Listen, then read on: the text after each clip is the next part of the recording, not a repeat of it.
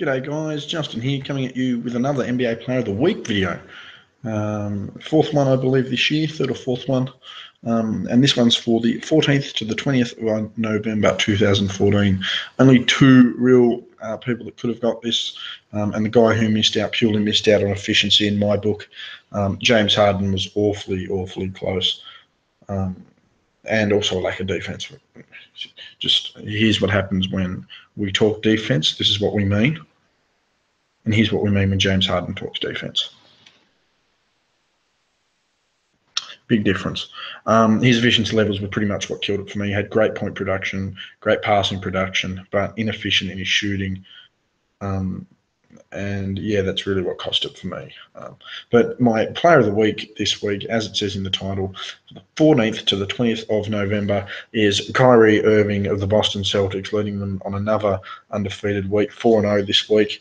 And that's moved their winning record to, I think it's 15-2 now, which is unbelievable on the season. Kyrie, for the week, have averaged along the lines of 29.5 points per game, 3.8 rebounds, with half of those with 0.5 of a rebound, so half a rebound average offensively. 5.5 assists, 0.8 steals, and half a block. Again, not outstanding defensive numbers, but when you want to look at the shooting, he's put up 54.3% from the field as a guard, and not someone who's been typically efficient as a guard. 56.5 from deep, which is absolutely tremendous, and 90.6% from the free throw stripe. Tremendous shooting week and tremendous scoring week for Kyrie. One of the better scoring weeks efficiently that we've seen from a guard in quite some time. Only 2.5 turnovers a game. Again, he's not a high volume passer, but he's obviously maintaining his possession. 2.3 fouls, which is certainly negating some of that defensive effort, but a lot of his defense does go unnoticed, and particularly on that Boston team. They are the best defensive team in the league at the moment. It's not even close. 30, which is ironic that Gordon Hayward was one of the leaders of the Jazz last year, and they were arguably the best defense in the league. He's not even here, but a Gordon Hayward team, so to speak, in Boston is now the best defensive team in the league. It's really strange how that works. In 33.3 minutes a game. And a lot of the credit does need to go to Kyrie, but a lot of the credit needs to go to Brad Stevens. Brad Stevens is a coaching genius, managing minutes. Read somewhere today that not one Boston player is in the top 50 for minutes a game, and I think the leader in minutes only has 32.3 a game. Which seems like a little bit, but it's really not. It's 2/3 a game time. He's getting a whole 30. He's getting over 30% of the game on the bench, which is surprising. But another reason, obviously, for Kyrie, 29.5 points a game on 54.5% shooting, 56.5 from deep, and 90% from the stripe is unbelievably efficient scoring wise. 2.5 turnovers, again, low passing numbers, so it sort of negates the pass a little bit, but 5 points on 54.3% shooting. He's certainly making the most of every possession he's getting. Fouls certainly don't look good, but the pressure he's providing has been unbelievable. And again, you've got to remember Kyrie's helping lead a side whose next two best players are 21 years old, which is how old I am, and 19 years old. I mean, if I was able to do what these guys are doing at their age, I certainly wouldn't be sitting in front of a webcam right now reporting on this. But again, over the 4 games, 29.5 points per game, tremendous efficiency there. As I mentioned, almost 54.5% from the field, unbelievable shooting numbers for a guard, 56.5% from deep, which is absolutely phenomenal, and 90.6% from the free throw line. That's phenomenal for anyone of any era ever. Again, 2.5 turnovers, efficiency with his possession, 2.3 fouls, negates a little bit, but again, that doesn't always give you a great indicator of his defensive presence, and I'll give you some numbers soon, just how effective he's been when it matters. In 33.3 minutes, 33.3 minutes a game. So he's playing, he's getting 30% of game time on the bench, and they're still winning games. I mean, just to give you an idea of the week he's had, in a win versus Brooklyn by 7 points, he played 29 minutes, had 25 points, 3 rebounds, 5 assists, only had 2 turnovers and 1 foul. Shot 40%, which wasn't the greatest game to see, but as you'll see in a second, he certainly picks up. This game's not a great example. The next game against Golden State's not a great example. But this is one thing that needs to be taken into account. When playing Golden State, they held them to under 90 points, and that's something Golden State has rarely done in the last 3 to 4 seasons as a jump shooting side. Again, Kyrie struggling at 4 for 16 in this game, but when you have players like Brown and Tatum and Smart who are able to step up, Aaron Bain stepped up in one of their games, which was tremendous to see a couple of weeks back. So, I mean, anyone can step up in here. Someone like Al Horford, who's also doing a great job. Kyrie with 16 points, 5 rebounds, 6 assists, 1 steal on the block. Only the 1 turnover and 2 fouls, though. So, again, playing really well and really efficient there. In a win against Atlanta by 11 points in regulation. By the way, he only played 33. He played near 34 minutes in that game, and that was the second most for the week. And a game against Atlanta in a win by 11. He had 30 points, 4 rebounds, 5 assists, and a block. Unfortunately, the 4 turnovers and the 3 fouls. But nonetheless, when you take it into account over the week, that's pretty good. But he shot 83.3% from the field. Yeah, at 12 scoring offensive possessions, and he made 10 of them. And to give you an idea, he shot 5 for 6 from 2-point range. He shot 5 for 6 from deep, and he made every single free throw. A tremendously impactful game there, especially against Atlanta. They are a woeful side, but I mean, the amount of times Boston struggled because they're young ones and some of their players take a lot to get into the game, and Kyrie is able to light that match and light that spark. But I mean, arguably one of the best games of the season for anyone, but certainly for Kyrie. 47 points, 3 rebounds, 6 assists, and a steal. 16 of 22 from the field at 72.7%, 5 of 7 point deep, 71.4%, 10 of 11 from the stripe, 90.9%, plus minus, and again, I don't rate this, plus minus at 21. It's just something I don't rate. It's an overall team impact. I don't think it's something you can really measure. And game score is a weird one for me as well. But in an overtime win against the Mavs, who are a struggling side, in what was about 39 minutes of play, I do believe was the second highest, his third highest minutes total for the season. I mean, what's that to you? He's put 47 points on the board. He's shot 72.7% from the field. He shot nearly 91% from the stripe, over 70% from deep. This guy has just been pouring points in, and he's been doing it when it matters. It's just something here.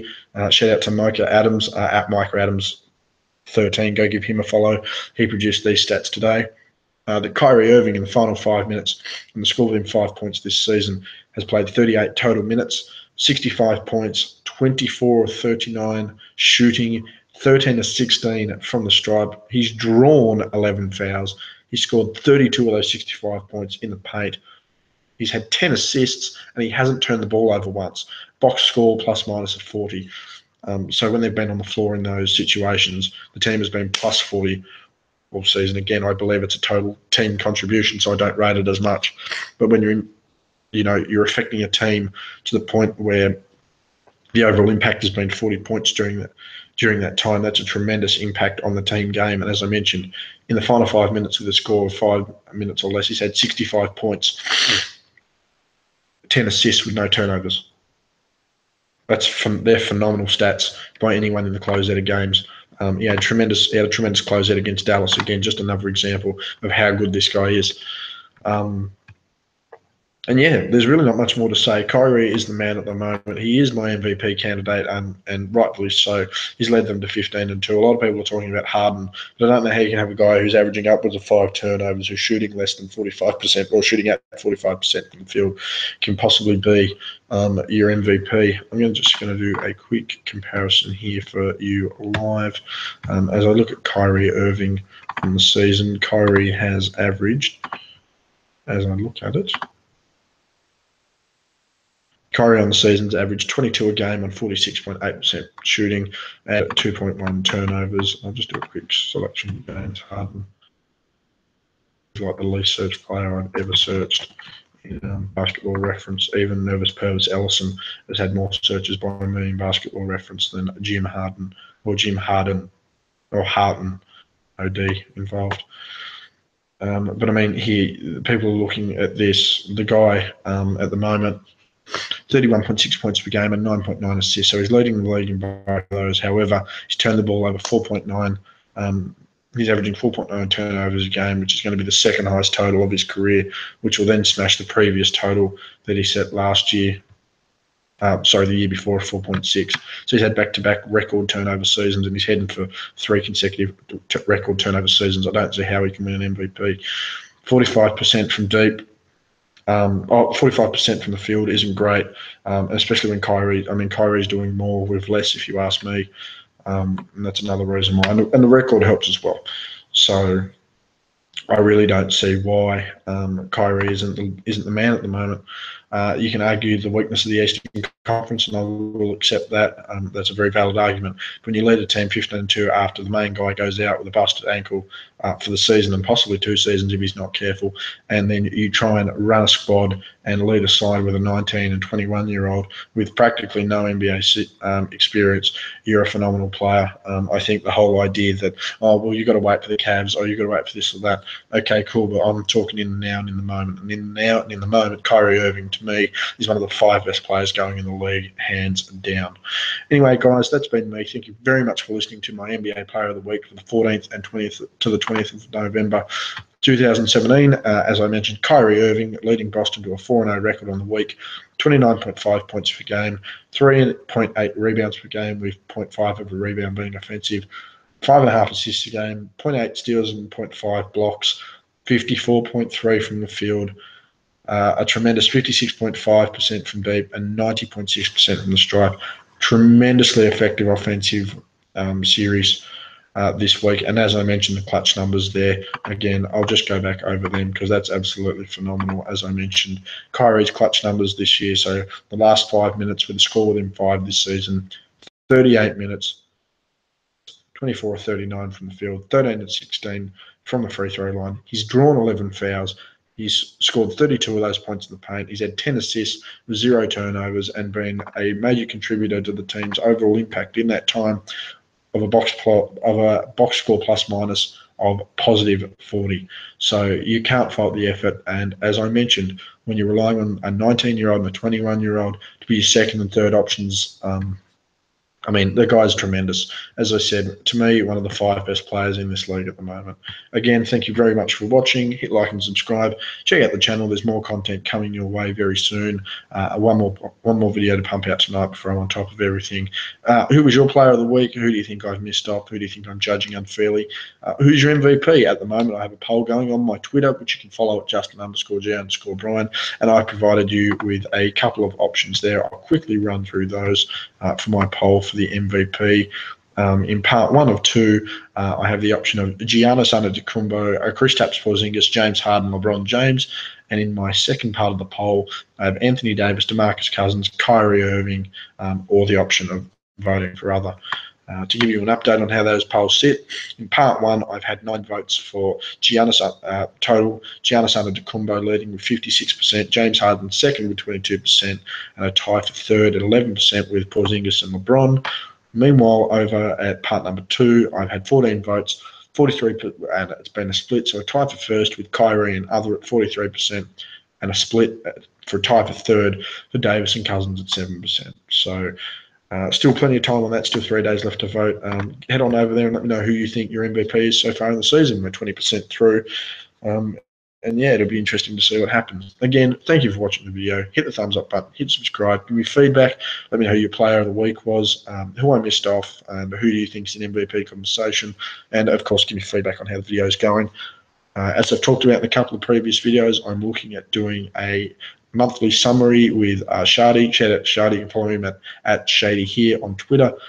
Looking to do a video with him, and my Jordan comparison's complete. I'm looking to do a video with him, and previously on my channel in a video that I have removed, Nikki KM, great friend and a big Jordan fan, he's thinking of coming on and doing the video with me for my Jordan LeBron comparison at Jordan's career game mark of 1,072 regular season games. So we're also looking at that. So 2 good videos coming up, and obviously the poll running, I can give you results on that. Thank you very much for watching the video, guys. Again, my player of the week, NBA player of the week, from the 14th to the 20th of November 2017 has been Kyrie Irving of the Boston Celtics.